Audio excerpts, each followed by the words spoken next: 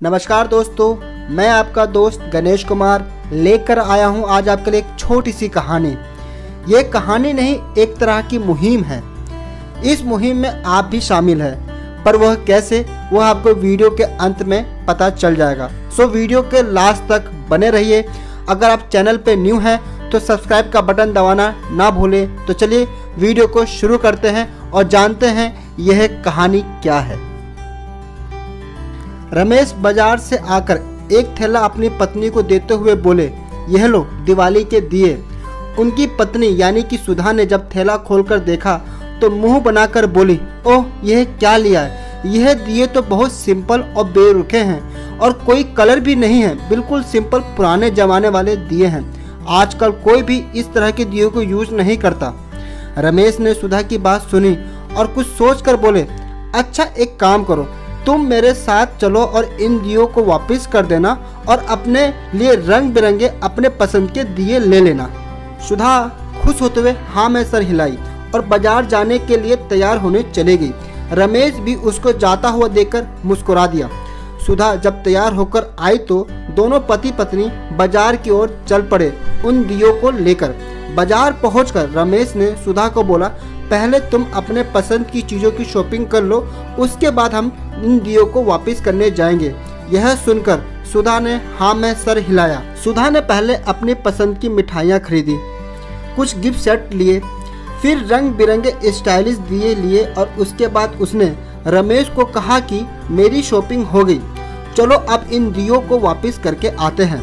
रमेश ने कहा, हाँ चलो, इनको वापस भी तो करना है। और वह दोनों चलने लगे। चलते चलते तकरीबन बाजार से बाहर, बिल्कुल बाजार के सुनसान कोने में एक बूढ़ा आदमी अपने दो बच्चों के साथ बैठा दिए बेच रहा था। उसके पास कोई भी ग्राहक नहीं था।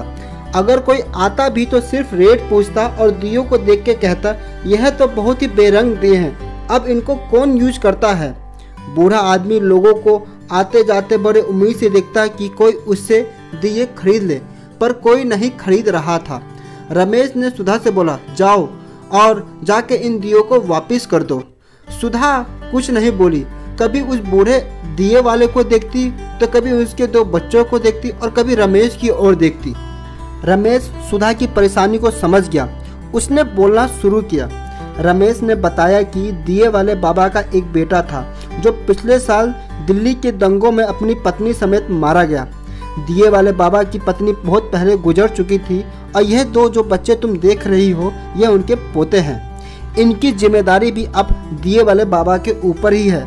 लॉकडाउन से पहले ये छोटा मोटा काम करके अपना और अपने दो पोतों का पेट पाल रहे थे, मगर अब इनके पास कोई काम नहीं है तो यह दिए बेचने का काम करते हैं। बाजार में कोई भी इन्हें अपनी दुकान के सामने बैठने नहीं देता, सो बाजार के बाहर इस सुनसान जगह पे वह बैठकर दिए बेचते हैं और आते जाते हुए लोगों को उम्मीद भरी निगाहों से देखते हैं कि कोई आके इनसे दिए खरीद ले। यह सब सुनने के बाद सुधा के आंखों में पानी भर आया। उसने अपने आंसू पोंछे और रमेश से बोली, मुझे अपना पर्स दो।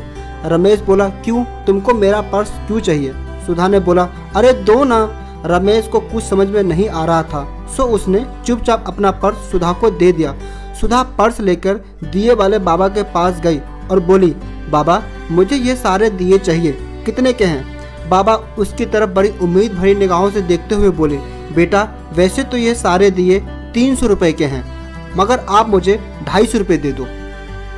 फिर सुधा ने बोला, नहीं बाबा बहुत महंगे हैं, मैं आपको 2000 रुपये से ज़्यादा नहीं दे सकती। बाबा बोले, बेटा मैंने आपको 250 रुपये कहा है। सुधा बोली, अच्छा बाबा एक काम करो, ये मिठाई और गिफ्ट ले लो और अब इसके बदले मुझे आप अपने सारे दिए दे दो। बाबा थोड़ा मुस्कुराते हुए और परेशान होते हुए बोले कि बेटा मुझसे मजाक मत करो, यह दिए 250 रुपये के हैं, सो आप मुझे सिर्फ 250 रुपये दो। सुधा बोली, अच्छा बाबा एक काम कर सकते हैं, यह 2000 रुपये, ये मिठाई और यह मेरे पसंद के रंग बिरंगे दिए भी आप ले लो और उसके बदले ये सारे दिए जो आप बेच रहे हो वो मुझे दे दो।